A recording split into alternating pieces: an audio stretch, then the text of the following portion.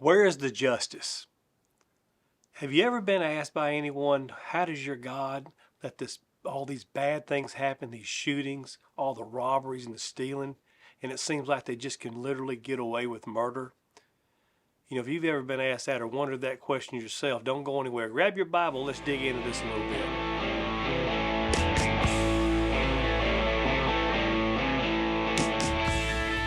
With so much evil going in the world, it's very hard from a human heart to comprehend this. We want to see that justice done now. We're not very patient. I'm not very patient sometimes. Some of these crimes that we hear about on the news, I don't even want to see much mercy given. But that's not a Christian way of thinking. The Lord tells us that the same mercy that He's given us and affording me, He's giving to those that even do those horrendous crimes that we can't even think about. Let's look at in Psalms chapter 10, starting in verse 4. The wicked are too proud to seek God. They seem to think God is dead.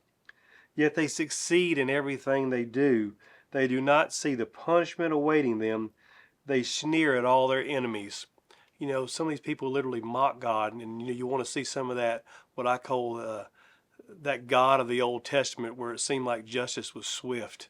But that's not the world we're living in now. We're living in a world right now that we get free will. We have to understand sometimes the good deeds that we have, our blessings may not come here on earth. They may wait for us in heaven. And just like that punishment for those that do evil, today is not the day of judgment. Today is the day of free will, and sin reigns the earth. Let's take a look at 2 Peter chapter 2, verse 9.